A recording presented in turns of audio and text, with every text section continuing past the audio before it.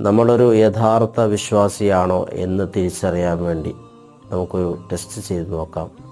ആദരവായ റസൂലുള്ളാഹി സ്വല്ലല്ലാഹു അലൈഹി വസല്ലമ തങ്ങൾ ഒരു യഥാർത്ഥ വിശ്വാസി അല്ലാത്ത ഒരാളുടെ 3 ദുസ്വഭാവങ്ങളെ കുറിച്ച് വിവരിച്ചു തന്നിട്ടുണ്ട്.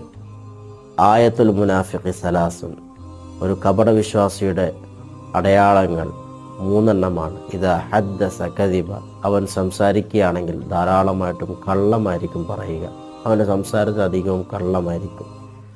ഇതാ വഅദ അഖ്ലഫ, അവൻ എന്തെങ്കിലും വാഗ്ദാനം ചെയ്യുകയാണെങ്കിൽ, എന്തെങ്കിലും നടത്തിത്തരാമെന്നൊക്കെ പറയുകയാണെങ്കിൽ അഖ്ലഫ, അവൻ എന്ത് ചെയ്യും, അതിനെ പൊളിച്ചു കളയും. ഇദാ തുമിന ഖാന,